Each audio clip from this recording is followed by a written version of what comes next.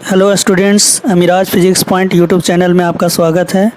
आज हम लोग जैक के द्वारा जो फिजिक्स का एग्ज़ाम हुआ है उसका हम लोग सॉल्यूशन देख रहे हैं।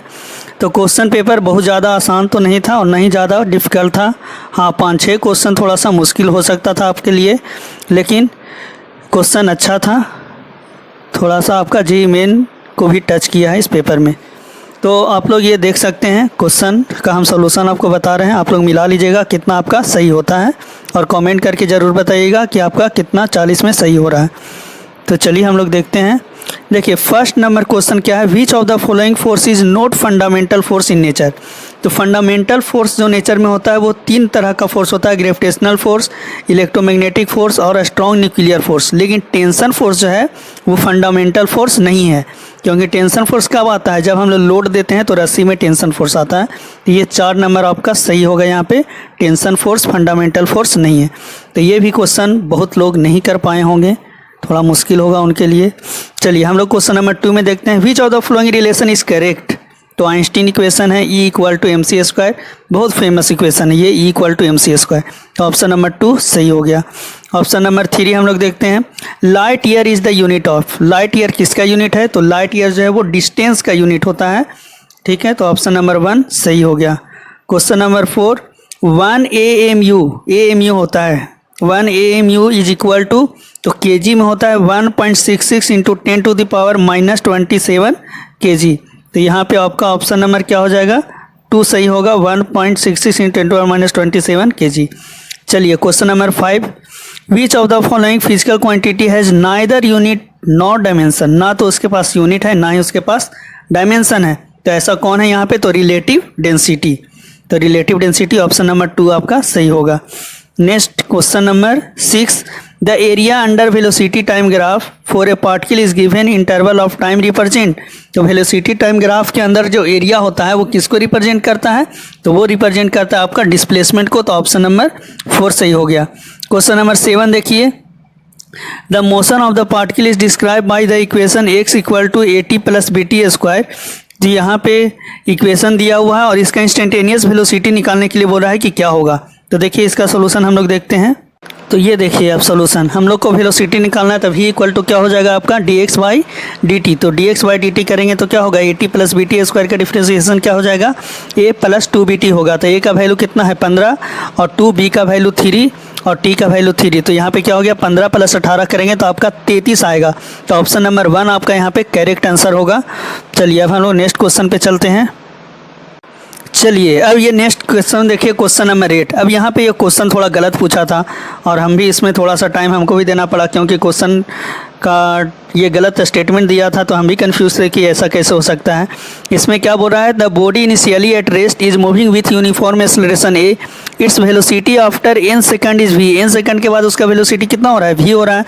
तो यहाँ पे the velocity of the body in last 2 second. अब बताइए, जब बॉडी एक्सेलरेशन में है तो लास्ट 2 सेकंड में उसका वेलोसिटी कांस्टेंट थोड़ी रहेगा। हाँ, आफ्टर लास्ट 2 सेकंड बोलता तो हो सकता था।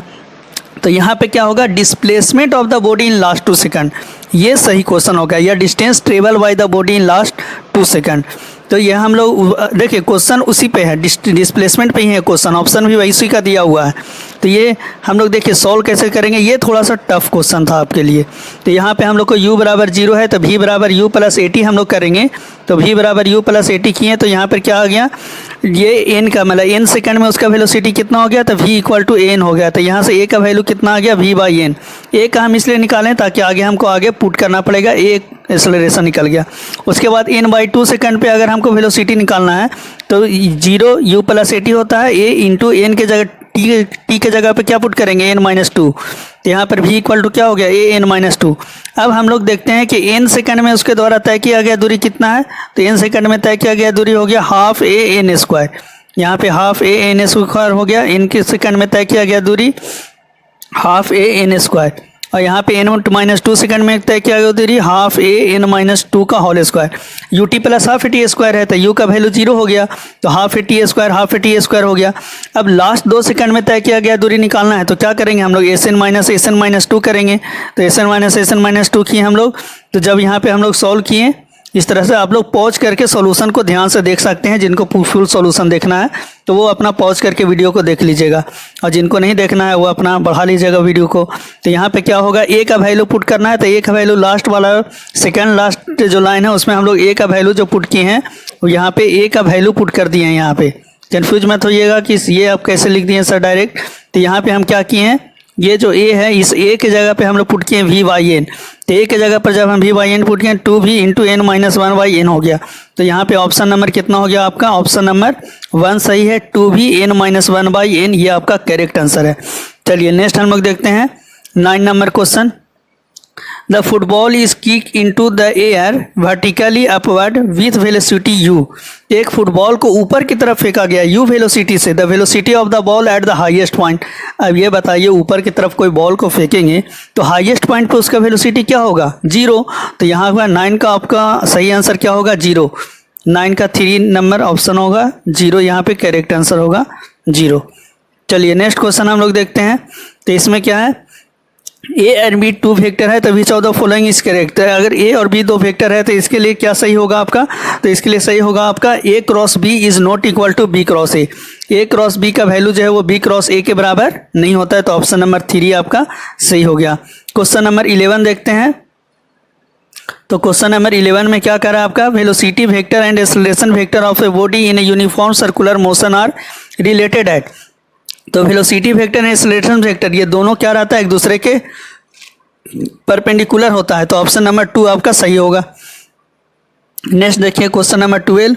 A large force is acting on a body for a short time. देखिए कोई भी शॉर्ट टाइम के लिए अगर लार्ज फोर्स लगता है तो वहाँ पे इम्पल्स होता है। इम्पल्स किसके बराबर होता है, तो चेंज इन मोमेंटम के बराबर होता है। तो ऑप्शन नंबर 2 आपका सही है। Question number 13।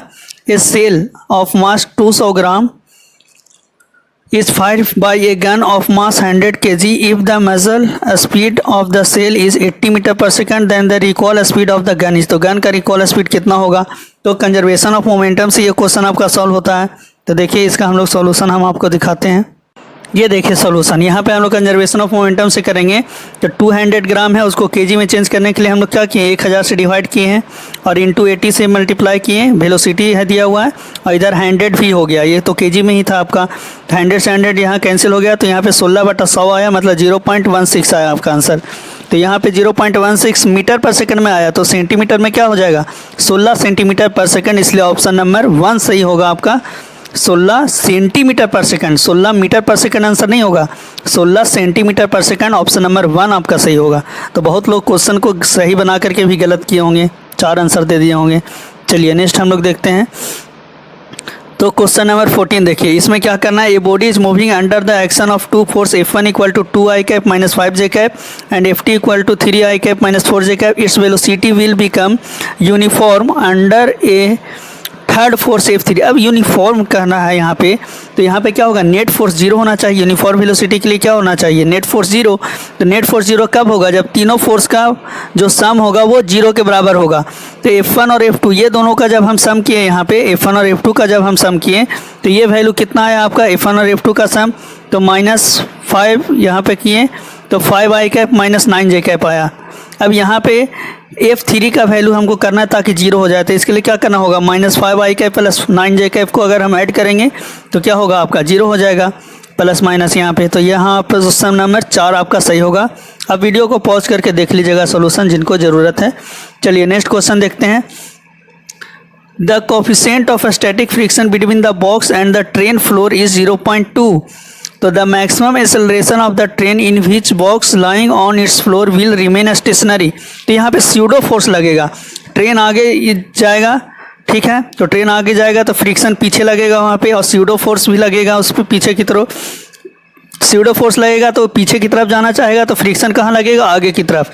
ट्रेन आगे जाएगा, फ्रिक्शन फोर्स ये बॉडी किधर जाना चाहेगा, पीछे की तरफ स्यूडो फोर्स से, और फ्रिक्शन फोर्स आगे की तरफ लगेगा। तो स्यूडो फोर्स और फ्रिक्शन फोर्स बराबर होना चाहिए। तो स्यूडो फोर्स और फ्रिक्शन फोर्स को बराबर करने के लिए हम लोग क्या किए, फ्रिक्शन फोर्स को F इक्वल टू ma जो है उसको हम लोग ये किए, ma के बराबर किए। तो म्यू एन बराबर क्या होता है, 0.2 mg हो जाएगा, म्यू का वैल्यू 0.2 और ma के बराबर हो जाएगा। तो यहाँ एक्सेलरेशन इक्वल टू क्या होगा, 0.2g, तो 2 मीटर पर सेकंड स्क्वायर आपका सही आंसर होगा। तो ऑप्शन नंबर 1 सही है। चलिए क्वेश्चन नंबर 16 पे हम लोग चलते हैं। तो ये क्या बता रहा है, 16 नंबर क्वेश्चन आपका, the work done by a body against friction always result in, तो फ्रिक्शन क्या करता है, जो बॉडी का वेलोसिटी है उसको कम करता है, वेलोसिटी कम होगा तो क्या होगा, काइनेटिक एनर्जी कम होगा, तो loss of kinetic energy, option number 1 सही होगा। चलिए question number 17, a body construct to move along y axis in subjected to a constant force if the work done by this force in moving the body distance of 4 meter along y axis। अब y axis के along हमको क्या करना है, उसको move करना है, तो y axis में यहाँ पे हम लोग डॉट प्रोडक्ट करेंगे, क्योंकि W बराबर एफ डॉट एस होता है, तो डॉट प्रोडक्ट में क्या हो जाएगा, सिर्फ 4 मीटर किधर करना है, y एक्सिस में, तो 4 जे कैप होगा।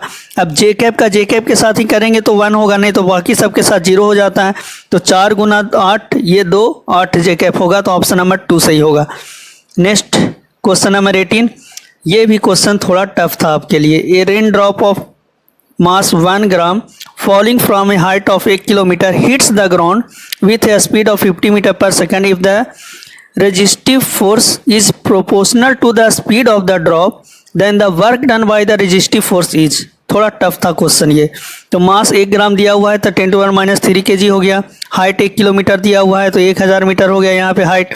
उसके बाद यहाँ पे चेंज इन काइनेटिक एनर्जी हम लोग निकालनी है हाफ mv² से, ये आ गया 1.25 जूल। वीडियो को आप लोग पॉज करके खुद से सॉल्यूशन करके देख लीजिएगा। नेक्स्ट देखिए work done by mgh force हम लोग देख रहे हैं, mg फोर्स के द्वारा वर्क डन, तो यहाँ पर mgh किए तो 10 जूल आ गया। और वर्क डन बाई, अब total change in kinetic energy जो है वो क्या होगा, work done by gravitational force plus work done by resistive force होता है। तो work done by resistive force जब हम लोग निकालें तो ये चेंज इन काइनेटिक एनर्जी में से ये ग्रेविटेशनल फोर्स के द्वारा किया गया वर्क डन को घटा दिए, तो सही आंसर आपका आ गया -8.75 जूल। तो ऑप्शन नंबर 4 सही है आपका। चलिए नेक्स्ट क्वेश्चन हम लोग देखते हैं 19 number question, the power of the water pump is 2 kilowatt if g equal to 10 meter per second square the amount of water it can reach in 1 minute to a height of 10 meter। तो 10 metre height पे जाना है 1 minute में, तो कितना amount water वो ले जा सकता है 1 मिनट में। तो पावर इक्वल टू क्या होता है, वर्क बाय टाइम, तो हम लोग पावर इक्वल टू यहाँ पे वर्क बाय टाइम कर लिए, power equal to work by time हो गया। अब उसके बाद यहाँ पे वर्क के जगह पर क्या होगा, mgh बाई टी हो गया। तो यहाँ से m का वैल्यू जब हम लोग निकालना है तो 2000 गुना t बाई gh हो गया। तो 2000 टाइम कितना दिया हुआ है 1 मिनट, तो 1 मिनट तो यहाँ 60 सेकंड हो गया। और यहाँ g का वैल्यू 10, h का वैल्यू भी 10 हो गया। तो यहाँ से m का वैल्यू कितना आ गया 1200 kg, जबकि आंसर लीटर में दिया हुआ है। देखिए यहाँ भी क्वेश्चन को कंफ्यूज किया, मास पहले हम लोग लाएँ फिर उसको लीटर में चेंज करना है। तो डेंसिटी इक्वल टू क्या होता है, मास बाई वॉल्यूम, तो यहाँ पर वॉल्यूम इक्वल टू हो जाएगा मास बाई डेंसिटी, और वाटर का डेंसिटी 1 kg पर लीटर होता है, तो यहाँ पर क्या हो गया 1200 लीटर हो गया। तो सही आंसर आपका क्या हो गया डी 1200 लीटर। नेक्स्ट क्वेश्चन हम लोग देखते हैं, the direction of angular velocity vector is along. तो एंगुलर वेलोसिटी वेक्टर का जो डायरेक्शन है वो क्या होता है, about along the axis of rotation की तरफ होता है। स्क्रू रूल से हम लोग इसका निकालते हैं, राइट हैंड स्क्रू रूल से, तो 4 आंसर आपका होगा। Next question number 21, when A torque acting upon A system is 0 which of the following will be constant. तो जब किसी भी बॉडी पे लगने वाला टॉर्क अगर 0 है तो नेट एंगुलर मोमेंटम क्या होगा, कांस्टेंट होगा। ठीक है, जब लीनियर वेलोसिटी में हम लोग करते हैं फोर्स 0 रहता है तो linear velocity linear momentum constant रहता है, और यहाँ पे क्या होगा टॉर्क 0 है तो एंगुलर मोमेंटम क्या होगा, कांस्टेंट होगा। Question number 22, in A log of mass in rotational motion is. तो क्या होगा, मोमेंट ऑफ इनर्शिया। उसमें काइनेटिक एनर्जी का फॉर्मूला होता है हाफ mv², इसमें क्या होता है हाफ i ओमेगा²। तो moment of inertia m i के इक्वल होता है। Question number 23, the period of moon rotation around the earth is nearly 29 days if moon has moon's mass where 2-fold is present value, मतलब दुगना कर दिया गया मास का, किसका, मून के मास का, and all other thing remain unchanged the period of the moon rotation would be nearly। तो मून किसके चारों तरफ रोटेशन कर रहा है, तो अर्थ के चारों तरफ रोटेशन हो रहा है। तो यहाँ पर जो मून का टाइम पीरियड का जो फार्मूला होता है वो होता है 2πr/3/2/√gm होता है, और m जो कैपिटल M यहाँ पे है वो मास ऑफ अर्थ है। यहाँ पे फार्मूला में कहीं भी मास ऑफ मून नहीं आया है, इसका मतलब जो टाइम पीरियड है वो मून के मास पे डिपेंड करता ही नहीं है। तो मून का मास 2 गुना हो जाए, 10 गुना हो जाए, कुछ भी हो जाए, हमको उससे कोई मतलब नहीं है। इसलिए टाइम पीरियड 29 का 29 डेज ही होगा, ऑप्शन नंबर फोर्स सही होगा। चलिए नेक्स्ट हम लोग क्वेश्चन नंबर 24 देखते हैं। Two sphere of mass M small M and capital M are situated in air and gravitational force between them is F. देखिए ये भी बहुत अच्छा क्वेश्चन है, लॉजिक है बस क्वेश्चन में। The space around the masses is now filled with the liquid of a specific gravity theory, the gravitational force will now be. तो कोई भी मटेरियल आ जाए ग्रेविटेशनल फोर्स पे कोई फर्क नहीं पड़ता है, क्योंकि ग्रेविटेशनल फोर्स वैक्यूम में भी तो लगता है, जहाँ पे हवा नहीं है निर्वात है वहाँ भी लग रहा है, जहाँ पानी है वहाँ भी लग रहा है, कुछ भी है वहाँ लगेगा। इससे मटेरियल से कोई मतलब नहीं है कि बीच में कौन मटेरियल आ गया, तो यहाँ पे फोर्स कोई चेंज नहीं होगा। तो ऑप्शन नंबर 2 आपका यहाँ पे सही होगा, एफ ही होगा फोर्स अब भी। चलिए next question, mass of the earth and radius दिया हुआ है, तो दोनों का रेशियो निकालना है। किसका? एक्सेलरेशन ड्यू टू ग्रेविटी मतलब ये जी का, और ग्रेविटेशनल कांस्टेंट कैपिटल जी का। तो जी इक्वल टू क्या होता है? G M by R square होता है। देख लीजिए साइड में सोल्यूशन किया हुआ है, तो G by small G by capital G बराबर एम बाई आर स्क्वायर। तो ऑप्शन नंबर 2 आपका सही होगा। क्वेश्चन नंबर 26 देखिए, the breaking stress of the wire depend on. तो ब्रेकिंग स्ट्रेस जो है वो सबसे पहले किस पे डिपेंड करेगा? तो मटेरियल ऑफ द वायर। अब वायर प्लास्टिक का है, मेटल का है, प्लास्टिक का वायर रहेगा तुरंत टूट जाएगा, मेटल का रहेगा तो थोड़ा सा रेजिस्ट करेगा। तो मटेरियल ऑफ द वायर पे सबसे पहले डिपेंड करेगा। तो ऑप्शन नंबर 3 सही है। Question number 28, a man is sitting in A boat. बहुत अच्छा ये क्वेश्चन आपका पूछा था, लॉजिकल क्वेश्चन है ये। A man is sitting in a boat which is floating in the pond. एक आदमी है वो अपना नाव में बैठ गया है और जा रहा है, नदी पार कर रहा है, बेचारा को प्यास लगा। If the man drink some water, वो कुछ पानी को पी लिया, तालाब से निकाला और तालाब से निकाल के पानी को पी लिया। The level of the water in the pond, तो पॉन्ड में वाटर का लेवल क्या होगा? तो यहाँ पे क्या हुआ, नाव उसी तालाब में है और उसी तालाब में से वो पानी को निकाल करके और पी गया। अब जितना तालाब से वो पानी को निकाला उतना पानी तो तालाब में घट गया। अब जितना वो पानी पिया तो पानी पीने से उसका वेट बढ़ गया, और उसका जब वेट बढ़ा तो नाव क्या होगा? नीचे जाएगा, और नाव जब नीचे जाएगा वहाँ पे दबाएगा कि नहीं? नाव पे जितना ज़्यादा सामान को लोड करेंगे वो पानी के अंदर ज़्यादा वहाँ पे दबेगा, तो वो ज़्यादा दबेगा तो वहाँ पे डिस्प्लेस करेगा, जितना दबेगा उतना वाटर को डिस्प्लेस करेगा, और वाटर को जब डिस्प्लेस करेगा तो फिर से उसका लेवल जितना घटा था उतना फिर से आ जाएगा। इसलिए क्या होगा? उसका लेवल में कोई चेंज नहीं होगा, रिमेन अनचेंज होगा, क्योंकि जितना पानी वहाँ से लिया उतना पी लिया, और पिया तो वो उतना नीचे चला गया, उतना वॉल्यूम डिस्प्लेस हो गया। यहाँ पे लेवल वही रहेगा, रिमेन्स अनचेंज होगा। तो 28 का ऑप्शन नंबर 3 आपका सही होगा। नेक्स्ट चलते हैं question number 29, after terminal velocity is reach the acceleration of the body falling through the viscous medium is. तो जब टर्मिनल वेलोसिटी रीच हो जाता है, the acceleration of the body falling through a, देखिए टर्मिनल वेलोसिटी जब हो जाता है तो मतलब वो कांस्टेंट वेलोसिटी से जा रहा है। टर्मिनल वेलोसिटी मतलब वो मैक्सिमम कांस्टेंट वेलोसिटी हो जाता है। तो वेलोसिटी जब कांस्टेंट हो जाता है तो उस पर नेट एक्सेलरेशन जो होता है उस समय क्या हो जाता है?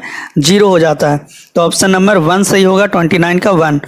30 नंबर क्वेश्चन देख लीजिए, ये भी हम ये देखिए, the rate of loss of heat minus dq by dt of a body is directly proportional to temperature difference T2 minus T1 of the body and surrounding that this statement is. तो ये हम क्या बताए थे? आपका जो हम question 15 minute का जो वीडियो बनाए थे उसमें ये क्वेश्चन आपका दिया हुआ था। तो क्या होगा? Newton's law of cooling, option number 2 सही होगा, Newton's law of cooling. 31 number question, wings displacement law expression is relation between. Wings displacement भी हम बताए थे, तो ये किसके बीच में है? वेवलेंथ एंड टेम्परेचर के बीच में। तो ऑप्शन नंबर 2 आपका यहाँ पे सही है। तो ये दोनों क्वेश्चन हम जो मॉडल सेट ये हम खुद से जो क्वेश्चन बना करके दिए थे उससे है। तो 31 का ऑप्शन नंबर 2 हो गया। 32 नंबर क्वेश्चन देखिए, विच of the following process is correct for given PV diagram. तो पीवी डायग्राम के लिए कौन सा सही है वहाँ पे ऑप्शन? तो पीवी डायग्राम के लिए यहाँ पे कौन सही होगा? प्रेशर कांस्टेंट है, तो प्रेशर कांस्टेंट है मतलब किसके लिए होगा? आइसोबारिक प्रोसेस के लिए सही होगा। तो ऑप्शन नंबर 3 सही होगा। Next question number 33, Mayer's formula for relation between, ये भी बताए थे ना, हम बोले थे बहुत इंपॉर्टेंट है, ये भी हम लोग कराया हुआ है मेरा। CP minus CV equal to R, बहुत इंपॉर्टेंट है। तो 33 का ऑप्शन नंबर क्या हो गया? 3 सही हो गया। क्वेश्चन नंबर 34 देख लीजिए, Boyle's law is applicable for an. तो बॉयल्स लॉ टेम्परेचर कांस्टेंट, और ये किस थर्मोडायनेमिक प्रोसेस में टेम्परेचर कांस्टेंट रहता है? तो आइसोथर्मल में टेम्परेचर क्या रहता है? कांस्टेंट। तो 34 का ऑप्शन नंबर 2 हो गया। 35 नंबर क्वेश्चन देख लीजिए, the volume of the vessel A is twice the volume of the vessel V। मतलब कि ए का कितना है, बी का दुगना है, तो अगर बी का भी मानेंगे तो ए का कितना होगा, 2v मानना पड़ेगा। Both of them are filled with same gas, दोनों में सेम गैस को भरा गया है, एक का वॉल्यूम v है, एक का वॉल्यूम 2v है, दोनों में सेम गैस को भर दिए। If the gas in A is at twice the temperature and twice the pressure is compare to gas in B, then the ratio of the gas molecule in A to that of B. तो A में कितना gas का molecule है और B में कितना gas का molecule है वो बताना है। सेम गैस है, सेम नंबर ऑफ मोल नहीं दिया हुआ है, गैस का अमाउंट अलग अलग है यहाँ पे। तो P V equal to N R T हम लोग करेंगे तो एन इक्वल टू क्या हो गया, P V by R T. Solution हम देख सकते हैं। अब यहाँ पर बी का जब हम लोग निकालेंगे तो बी का कितना होगा आपका, तो P we by R T होगा। तो बी का P V by R T हो गया।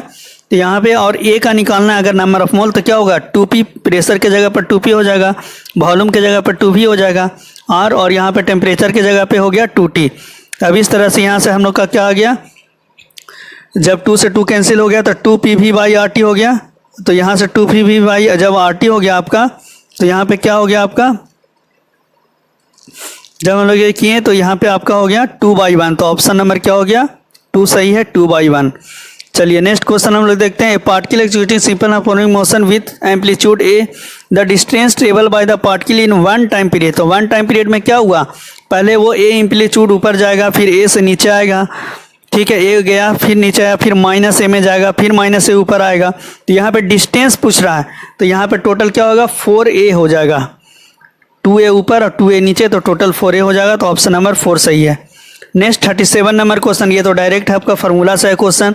The equation of motion of the system is, तो D square X by D T square equal to क्या होना चाहिए, माइनस ओमेगा स्क्वायर एक्स के बराबर होना चाहिए, एक्सेलरेशन के बराबर, ठीक है। डबल डिफ्रेंसिएशन करेंगे तो वो क्या होगा, एक्सेलरेशन ही आएगा। तो ऑप्शन नंबर 1 सही हो गया। 38 नंबर क्वेश्चन देख लीजिए, ये भी एसएचएम से ही क्वेश्चन है। A particle executing simple harmonic motion with an amplitude A and angular frequency omega, the ratio of maximum acceleration to the maximum velocity. अब maximum acceleration and maximum velocity का ratio बोल रहा है, तो acceleration बराबर क्या हो गया, minus omega square X, velocity बराबर माइनस ओमेगा एक्स। तो A maximum by V maximum minus omega square A हो गया, एक्स की जगह पर ए पुट करेंगे और वी का क्या होगा, माइनस ओमेगा होगा। तो कैंसिल कर रहे हैं तो क्या आ रहा है, ओमेगा आंसर आ रहा है। तो 38 का ऑप्शन नंबर क्या हो गया, 3 सही हो गया। चलिए 39 नंबर क्वेश्चन हम लोग देखते हैं। When sound wave is refracted from air to water, sound wave air से कहाँ जा रहा है, वाटर में जा रहा है। तो which of the following quantity remain unchanged, तो जब चेंज होता है यहाँ पे तो क्या होगा, फ्रीक्वेंसी यहाँ पे होगा। तो ऑप्शन नंबर 4 सही होगा आपका, फ्रीक्वेंसी में कोई चेंज नहीं होगा, फ्रीक्वेंसी वही रहता है, कांस्टेंट रहता है। चलिए लास्ट देखते हैं क्वेश्चन नंबर 40। तो क्या कह रहा है, a progressive wave is represented by y equal to 5 sin 100 pi t minus 2 pi x, where x and y are in meter and t is in second, the maximum velocity of the particle. तो particle का maximum velocity क्या होगा, तो y equal to a sin omega t minus k x हो गया।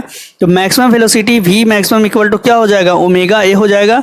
तो omega का value 100 पाई और a का वैल्यू कितना हो गया 5, तो 500 पाई मीटर पर सेकंड हो जाएगा। तो 40 का आंसर नंबर क्या हो जाएगा, 4 करेक्ट आंसर होगा। तो चलिए इस तरह से हमने पूरा फिजिक्स का आंसर आपको बता दिए हैं। तो देख रहे हैं कि हाँ क्वेश्चन अब बोर्ड का भी क्वेश्चन बोर्ड लेवल जैसा नहीं रह रहा है, कुछ अच्छा ही क्वेश्चन पूछा जा रहा है।